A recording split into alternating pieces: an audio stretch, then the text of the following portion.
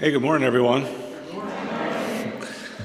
My name is Jay Clark, and I'm honored to serve on your board of directors. Welcome to this gathering of the First Unitarian Universalist Church of Richmond.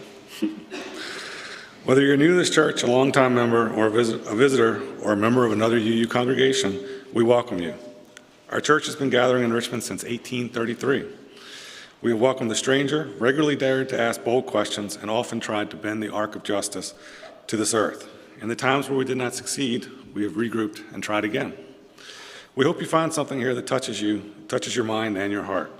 Wherever you may be in your faith journey, you are welcome here today. We thank you for coming. For more information about our church, we encourage our visitors, friends, and members to please see our website, richmonduu.org. Our website has great information about who we are as a church, where we are, and what it means to be a Unitarian Universalist. And you can always contact membership@richmonduu.org for more info. Today, I want to draw attention to the Care and Community tab on the website, which includes info on lay pastoral care, giving to First UU, and volunteer opportunities. If you look closely at that page, you'll see a young man in a shirt that reads Kindness Revolutionary. That's the kind of community we are here, Kindness Revolutionaries. We've been planning Kindness Revolutionaries in the Richmond community for 189 years. It's great to see everyone here this morning and out there in YouTube world on this beautiful summer morning. Once again, welcome. And now you may stand and greet your neighbors, and then please stay standing for the opening hymn. Thanks.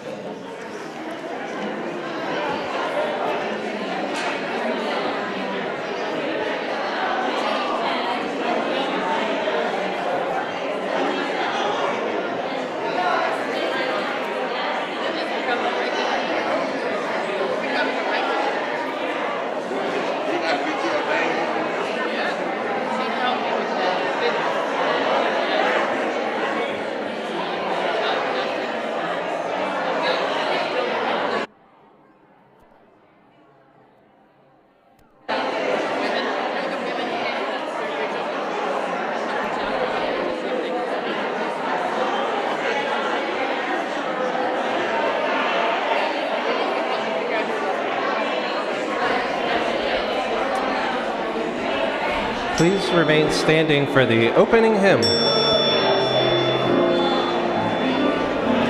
The lyrics will be on the screen behind me.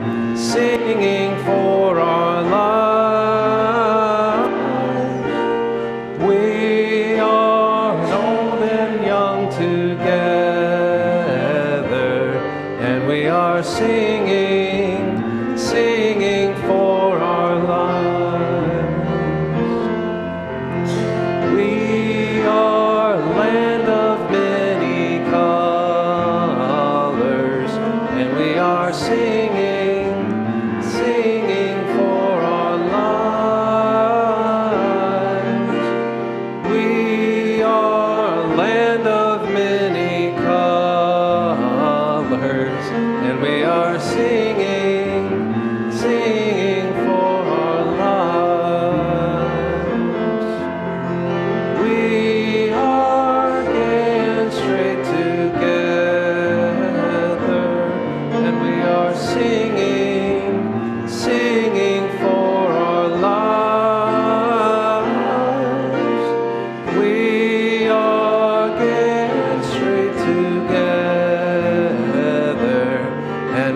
are singing, singing for our lives. We are gentle, loving people, and we are singing, singing for our lives. We are gentle, loving people, and we are singing, singing for our lives.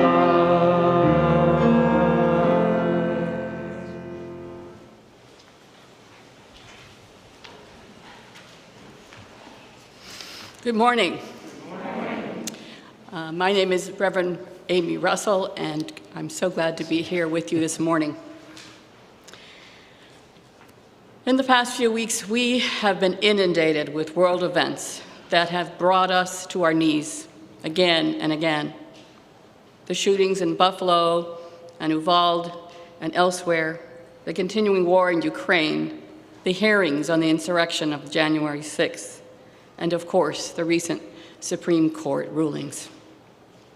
If you're having feeling of anger and fear, you are not alone. So today, I want to spend a few minutes understanding and looking at our fear and our anger, learning how to just sit with it, sitting with those feelings in a mindful way, not resisting them, but also not giving them more energy, learning how to be mindful with all of our feelings and transforming our feelings into our resolve and using that to move forward.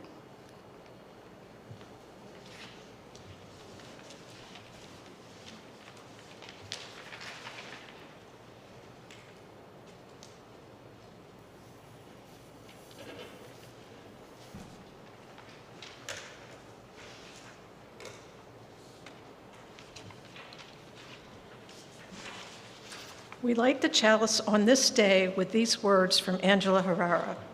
Don't leave your broken heart at the door. Bring it to the altar of life.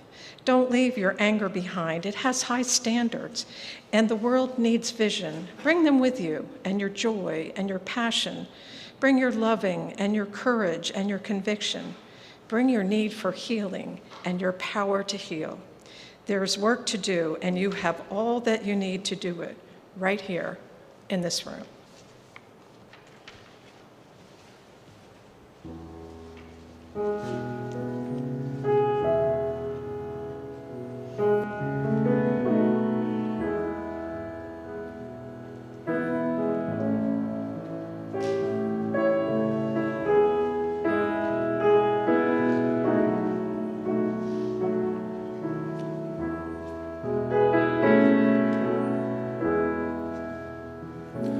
Trouble in mind, I'm blue, but I won't be blue always.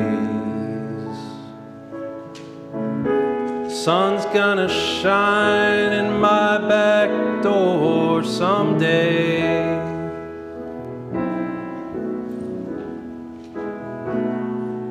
Well, I'm all alone at midnight. My battery's getting low. Ain't never seen so much trouble in this world before. Trouble in mind, that's true. I've almost lost my mind.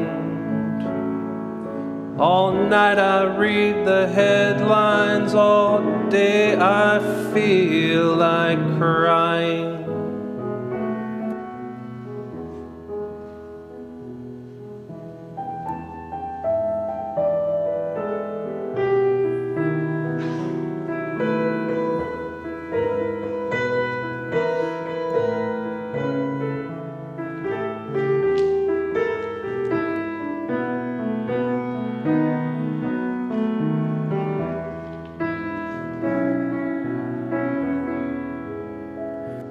I'm going down to the James River. I'm gonna take me an old rocking chair.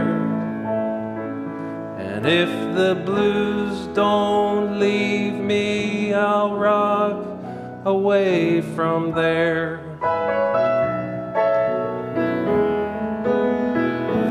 Trouble in mind, I'm blue, but I won't be blue always, because the sun's gonna shine in my back door someday.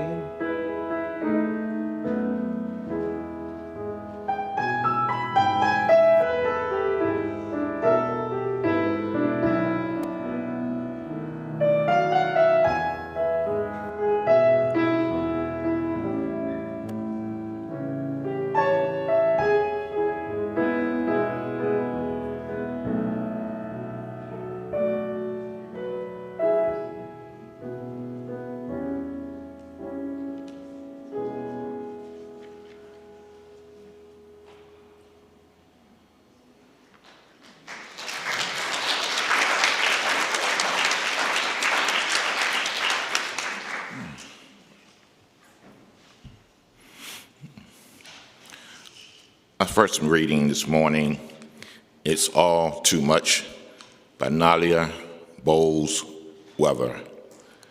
And a trigger warning, this reading contains some very colorful language. She wrote it, I didn't. I used to live in a very old apartment building with super sketchy electrical wiring. Were I to audaciously assume my hairdryer could run while my stereo was on, I would once again find myself opening the gray metal fuse box next to the refrigerator and flipping the breaker. My apartment has been built at a time when there were no electric hairdryers, and the system shut down when modernity asked too much of it. I think of that fuse box often these days, because, friends, I just do not think our psyches were developed to hold, feel, and respond to everything coming at them right now, even tragedies, injustice, sorrows, natural disasters happening in every human across the entire planet, in real time, every minute of every day. The human heart and spirit were developed to be able to hold, feel, and respond to any tragedy, injustice, sorrow, or natural disaster that was happening in our village. So my emotional circuit breaker keep overloading because the hardware was built for an older time. And yet, when I check social media, it feels like there are voices saying, if you're not talking about, doing something about, performatively posting about, fill in the blank, then you are unredeemably callous, privileged, bigot, who is part of the problem. And when I'm someone who does actually care about human suffering and injustice, someone who feels every picture I see and story I read, it leaves me feeling like absolute shit. I'm left with wondering, am I doing enough, sacrificing enough, giving enough, saying enough about all the horrible things right now to think about of myself as a good person and subsequently silence the accusing voice in my head? No. The answer is always no. No, I'm not, nor could I, because no matter what I do, the goal of enough is just as far as it when I started. And yet nothing is hardly the answer. So I want to share something with you. Every day of my life, I ask myself 3 discernment questions. I've learned from one of my teachers, Suzanne Stable. What's mine to do and what's not mine to do? What's mine to say and what not mine to say? And the third one is harder. What's mine to care about and what's not mine to care about? So I try to remember. 1, We are living through a global pandemic, and that means the baselines of anxiety and grief is higher than ever and shared by everyone. 2, the world is on fire, literally and metaphorically. But 3, I only have so much water in my bucket to help with the fires. The more exposure I have to the fire, I have no water to fight, and more likely I am to get so burned and inhale so much smoke that I cannot help anyone with the fire close enough to fight once my bucket is full again. So I try to tell myself that it's okay to focus on one fire. It is okay to do what is yours to do, say what is yours to say, care about what is yours to care about. That's enough. Now, I'm not saying we should put our heads in the sand. I'm saying that if your circuits are overwhelmed, there's a reason, and the reason isn't because you're heartless. It's because there's not a human heart on this planet that can bear all of what is happening now. So thank you for being a person who care about and responds to animals, or the environment, or immigration, or domestic violence, or any of the other worthy to be cared about shit shows we are in the midst of right now. Just to say thank you. A prayer for today by Nadia Bowles-Weber. Dear God, I'm sad to inform you that the planet is on fire and there's a global pandemic that goes on and takes more and more from us. And then there's the Supreme Court. It's all a bit much right now. I don't want to feel numb, but sometimes I do. But sometimes I just feel so angry because I want things to change. Please show me what's mine to do, because otherwise I would feel horrible, not doing everything or callous for just doing nothing.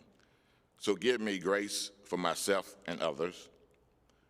When all I can do is to stop during the day and place my hand on my heart and hold these heavy realities up to you, may it count as a prayer.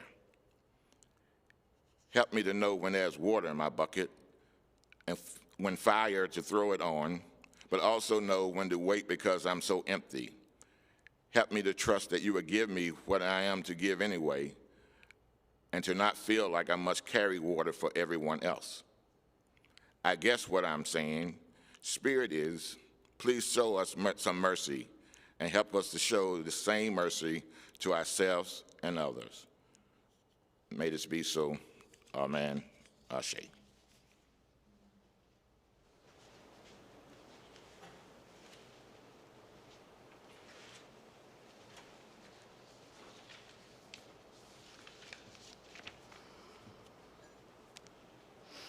It's a lot.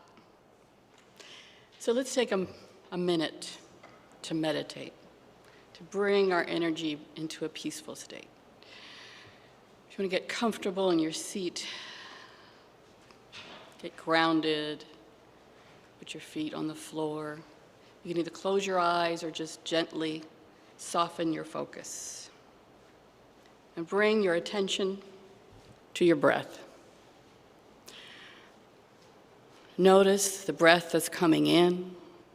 It's giving you life. Breath going out, shedding all that tension. Just focus on our breath for 1 minute.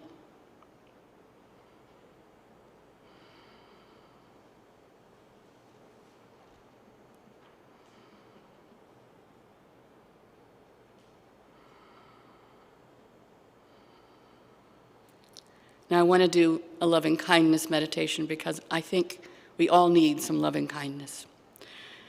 So with loving kindness meditation, of course, we start with ourselves. So let's start by offering ourselves loving kindness. May I be at ease. May I be at peace. May I be happy. May I be well.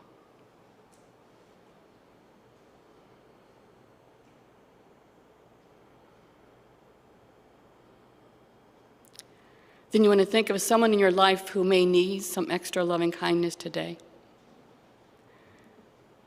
May you be at peace. May you be at ease. May you be happy and well.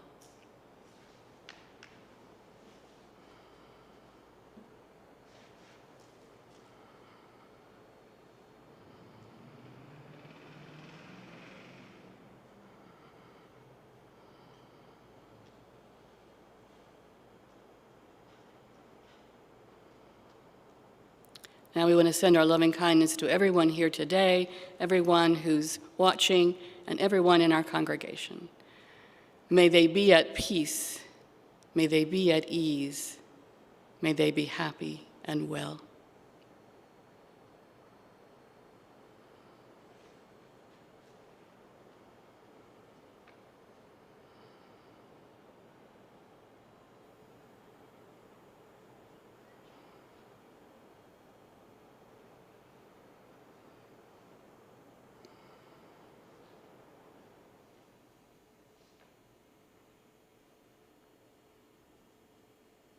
And then we want to send our loving kindness to the entire world. May they be at peace. May they be at ease. May they be happy and well.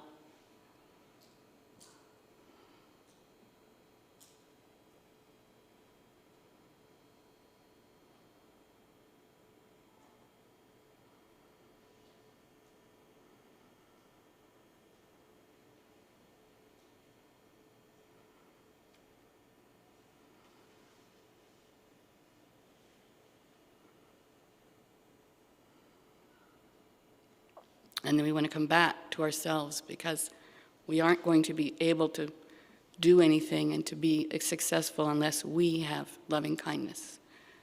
May I be at peace. May I be at ease. May I be happy, and may I be well.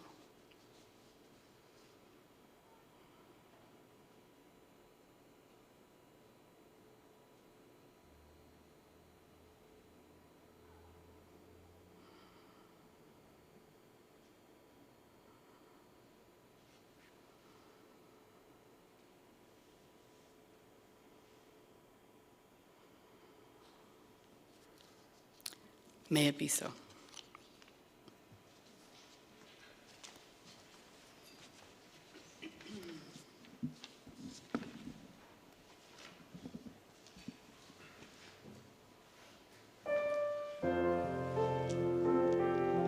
Please remain seated while singing the meditation hymn.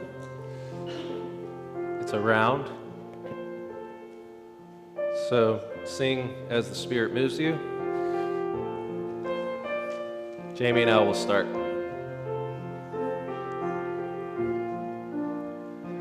I know this rose will open.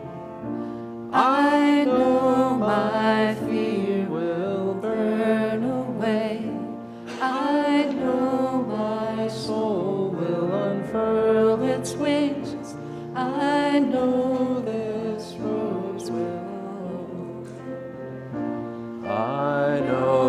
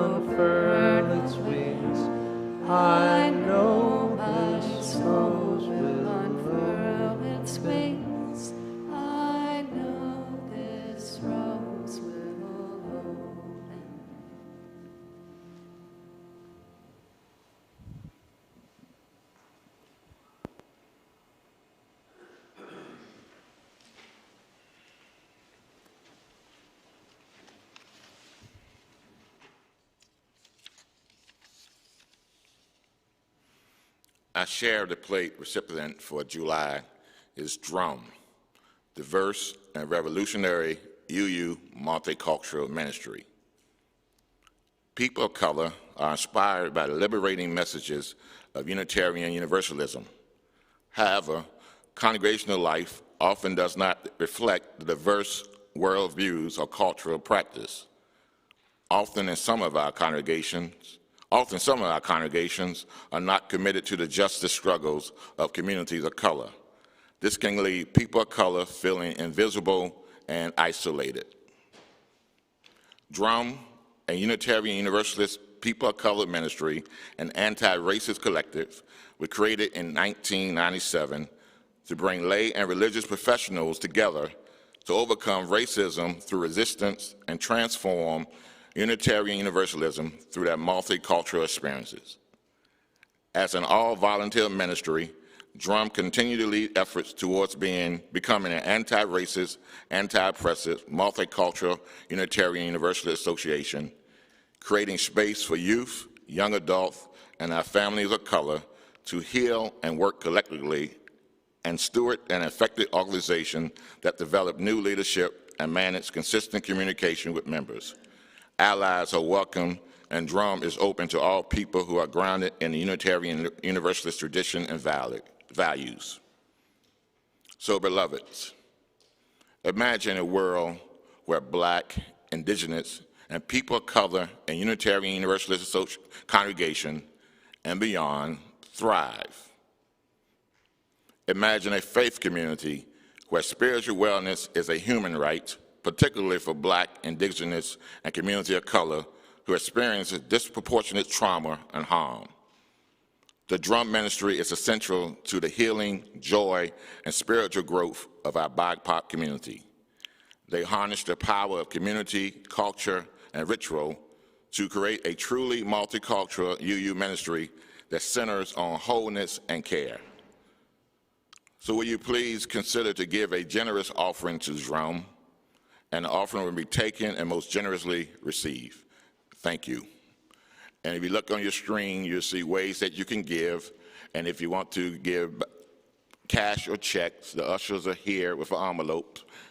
Please take one, and as you leave, drop it off in that black box on the wall next to the receptionist's desk.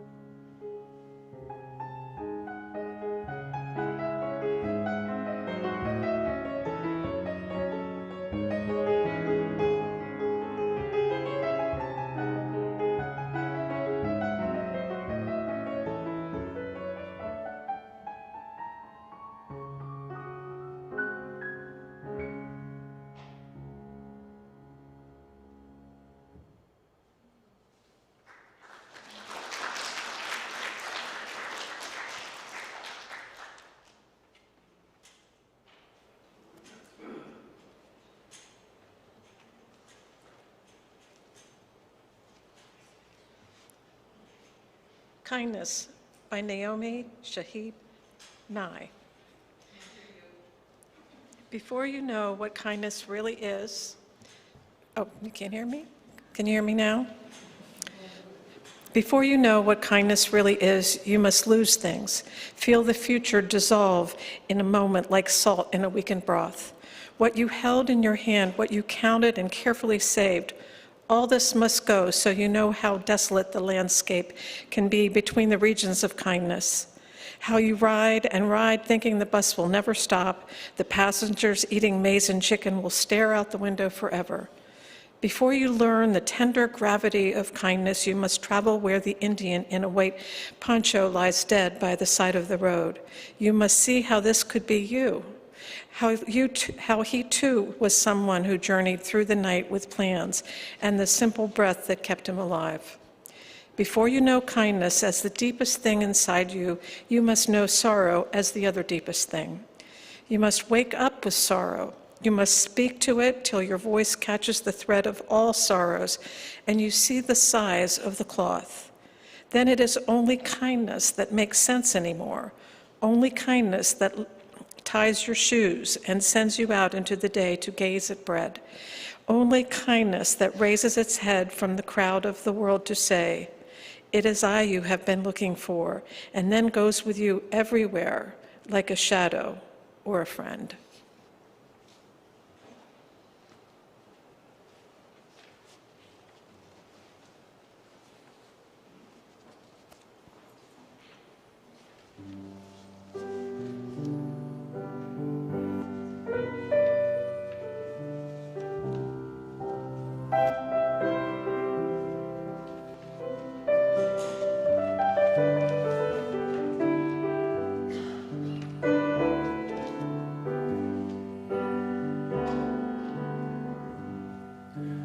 Every town has its ups and downs. Sometimes the ups outnumber the downs, but not in Nottingham. Well, I'm inclined to believe if we weren't so down, we'd up and leave. We'd up and fly if we had wings for flying. Can't you see these tears I'm crying? Can't there be some happiness for me? Not in Nottingham. We'd up and fly if we had wings for flying. Can't you see these tears I'm crying? Can't there be some happiness for me?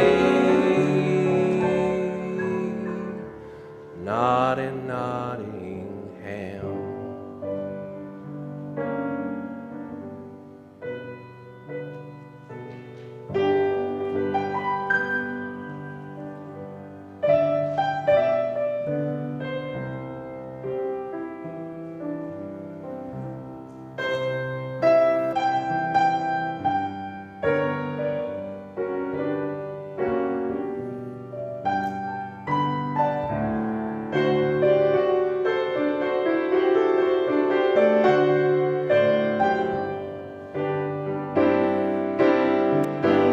We'd up and fly if we had wings for flying.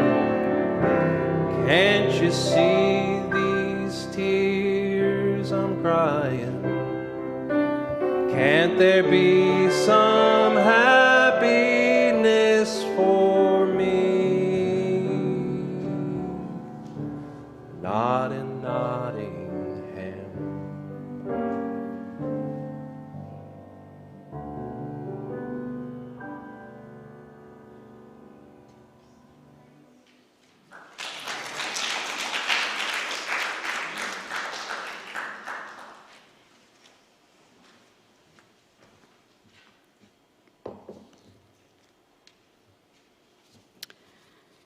So have you been hearing that there are not going to be as many fireworks displays this year because of supply chain problems? I think it's pretty appropriate. What do we have to celebrate? So I don't know about you, but I'm feeling a lot of anger these days. And what do we do when we hear all of these things, the Supreme Court rulings? Maybe we should stop calling it the Supreme Court. I don't know about that. The January 6 hearings that we've been trying to listen to, the trigger laws in some states, our own governor's new executive order banning divisive concepts that might be taught in primary education, like critical race theory. Yeah, as though there was such a thing being taught in kindergarten. So anger is a natural result of being in this world. I mean, it's a defense reaction that comes with being human. Our anger naturally arises from the kinds of things that threaten us in our world. Anger comes to find us when we are threatened. But anger, while a necessary tool for survival, we need it to protect ourselves, but we also need to figure out how to not live with anger every day because it can eat us up. Buddhist teacher Jack Kornfield explains this natural chain reaction to fear.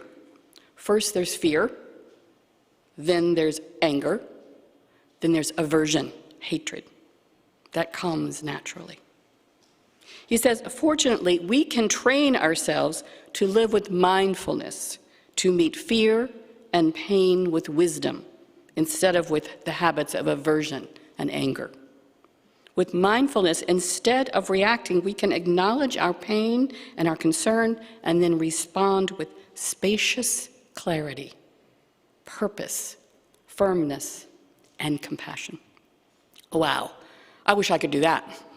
That's something I aspire to have that spaciousness in my reaction to something that makes me angry.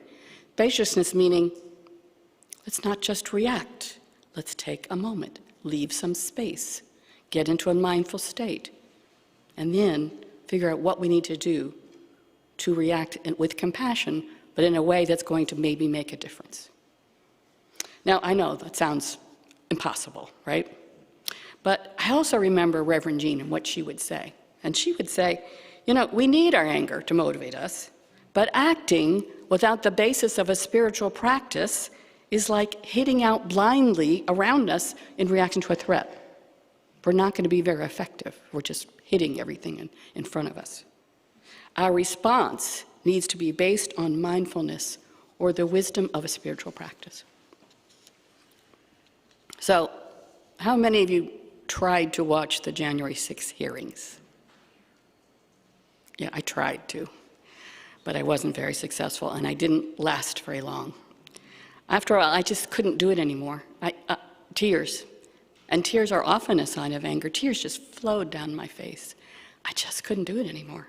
Now, I knew that I had to inform myself of what was going on, but I had this obstacle that my anger got the better of me while I was watching. So we need to be informed, and yet the more we learn, sometimes the more despair we feel. Sometimes we let our fears overcome our lives, making us pull in and get smaller and away from the outside world. Our anger about what is happening in the world or our fear of what else might happen can cause us to react with making ourselves smaller and less open to the world. Do you have that feeling sometimes? Just wanting to close up? Hide away. or becoming disconnected, or reacting with anger to the things that happen around you. Misplaced targets, like, someone cuts you off in road rage, in traffic, or your dog picks up something, or your spouse, whatever happens to be the target of when that anger is a part of you. It comes out, right? Fear and anger may become the lens through which we experience life. Zen teacher Ezra Baida says this about fear. Fear makes our lives narrow and dark. It is at the root of all conflict, underlying much of our sorrow. So, studying Buddhism and the practitioners of Buddhism for many years, I have begun to explore the concept of Tonglen. Now, this is a very difficult Buddhist practice, and it's about the practice of feeling the fear and suffering of others, allowing yourself to take that feeling in, the suffering of others, so that you are no longer alone with fear and suffering, and you're with the other people in the world, many of us, who are also feeling fear and anger. So you're taught that these feelings do not need to control us. They are a part of us, and we don't need to resist them or push them away, but they also do not need to control us. You can have feelings fully, but you can accept them as something you can live with, understanding that you are also sharing these feelings with everyone else. Buddhism teaches that we can face our suffering, look at it, accept it as one of our emotions, but let it be, and let it be something that motivates us to action. We all remember a time in our lives when our fear and our anger got a hold of us, turned into anger and threatened to take over our lives. For me, this experience that comes to mind several years ago, I had just moved here. I was not in a very good place in my life because I had taken on a new job. I had moved my family across the country here, and one of my family members did something that was very hurtful. So when this happened to me, the first thing I thought was shame. It was my fault. I felt so shameful, but also so angry, and I took it on all the shame and guilt I took on. And then I realized that I wasn't going to get through this with shame and anger. It wasn't helping me to deal with this. I needed help. So I started looking for a therapist, and I tried out a couple of therapists, but it didn't really help. I realized that my problem was a spiritual one, that I wasn't dealing with this shame and this anger very well, and that I needed to deal with it spiritually. So I found a spiritual teacher. We met every week virtually, and she began to teach me about taking a spiritual practice and putting it at the heart of what I was doing. She asked me to start doing my meditation, which I was doing haphazardly. She asked me to start doing it every day. And I thought, oh God, I'm so busy. How can I possibly fit that in every single day? She said, well, try it. So I started doing it kind of grudgingly, looking at the clock and 10 minutes, that's enough. And as I began to do it every day, it not only got easier, but it began to make a difference. I saw then when I really, truly sat for that 20 minutes every morning, that my days were easier, and that anger and that guilt was no longer controlling my actions and my thoughts. I realized that the spiritual practice was changing how I dealt with anger and guilt. So the family member who had accused me of doing something, I reached out to her, because at this point she had not been speaking to me for about 6 months. I reached out to her and I invited her to start meditating with me every morning.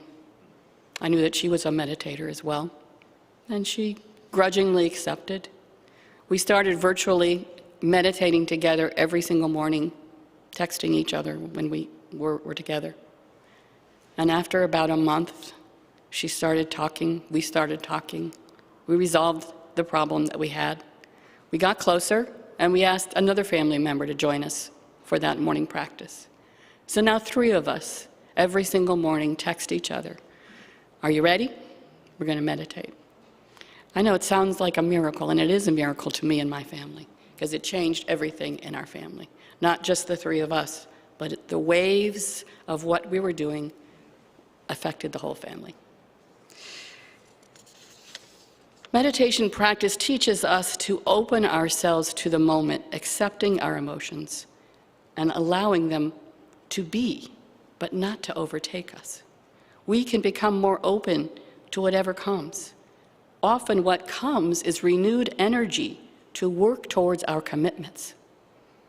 Okay, now I know this sounds hard, it sounds almost impossible, but we have to feel our feelings. I want to make sure you don't walk away with thinking I'm saying don't feel angry. I'm not saying that.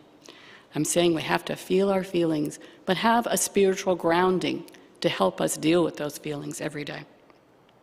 Now, your spiritual practice may not be meditation. I know many people tell me, I'm terrible at meditation. Well, number one, there can't be terrible meditation. Meditation isn't something we're good or bad at. It's something we practice. But your meditation, your spiritual practice may be something else. Something that allows you to disconnect from all of those cycles of thoughts. Not the emotions, but the thoughts that carry you, the to-do list for today, the worry about something.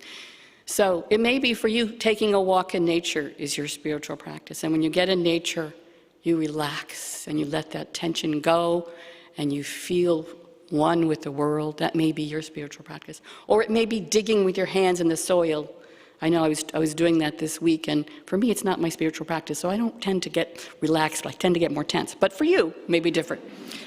Maybe making things grow really is your spiritual practice. Or maybe it's turning on some music that you love and just dancing in the kitchen and being wild with music.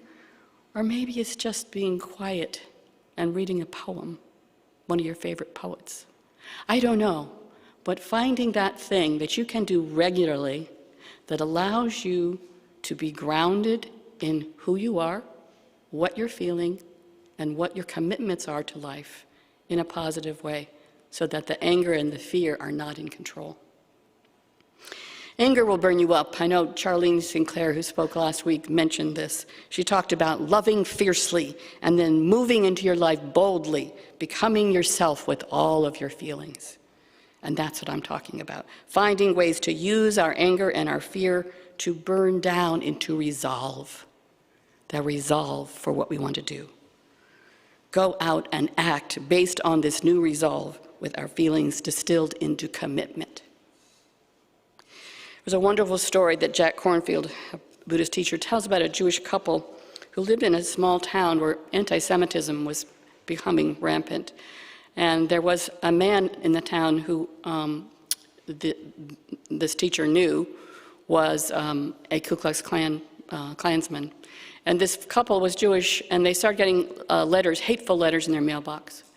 And horrible phone calls would come and leave messages for them. They were so angry and so fearful. And they went to this teacher, and the teacher said, well, I know that there's this man who lives here, and it could be him who's doing this. And they were pretty angry, but they started a prayer practice every morning, praying for this man. And then they started realizing that they had to do more than that. So when the man called up, they decided to answer it. They answered it. They also learned that this man was disabled and that he couldn't drive and he couldn't get around very well and he wasn't taking care of himself very well. So when he called up, they said, hey, we hear that you need some help. Would you like us to go get your groceries for you? And this man said, what? What? I called you up to tell you how much I hate you. So he's a little bit taken aback, so he just hung up. So the next time they called him, they said, hey, can we take you to go get your groceries, or can we come help you with your fixing your food? Okay. He said, okay. They went over. They talked tentatively at first, but eventually it turned into a friendship. And according to this story, I don't know if this story is true, he changed his ways and he stopped being the hateful, mad, angry man that he was. So, using a spiritual practice like this couple did, we can find ways to deal with that anger and despair and distill it into resolve, to act in a meaningful way that will have the most impact in our lives. As Najib Bowles-Weber said in our reading today, our human hearts are not designed to take on all the ills and suffering of the world. We have to decide what is our part.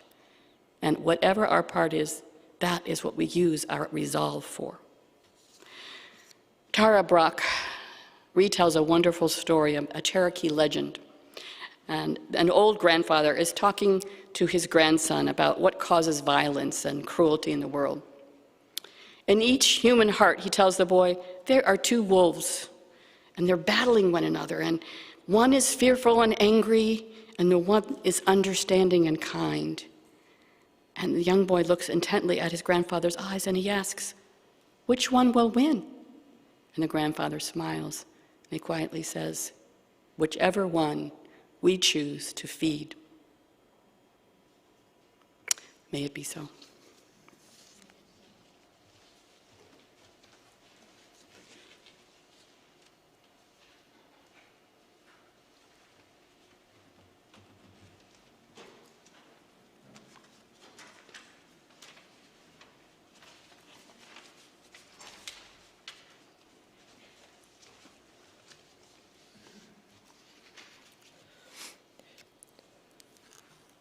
We end with these words from the 13th century Sufi poet Hafiz. How did the rose ever open its heart and give to this world all its beauty? It felt the encouragement of light against its being. Otherwise, we all remain too frightened. Please rise and singing the closing hymn.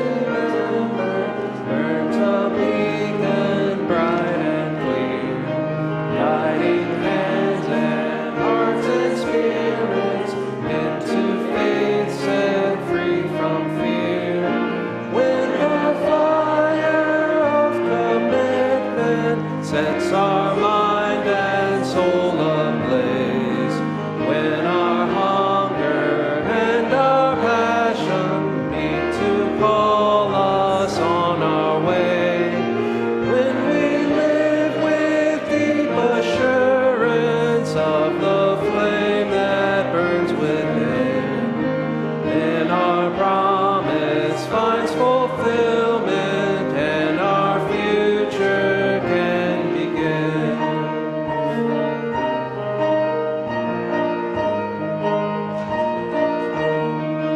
from the stories of our living brings a song both brave and free, calling pilgrims to witness to the life of liberty. When the fire of commitment sets our mind and soul ablaze, when our hunger and our passion need to call us on our way, when we live with deep assurance of the flame that burns within, then our promise finds fulfillment and our future can begin. This is our last verse. From the dreams of youthful vision comes a new prophetic voice, which demands a deeper justice built by our courageous choice. When the fire of commitment sets our mind and soul ablaze, when our hunger and our passion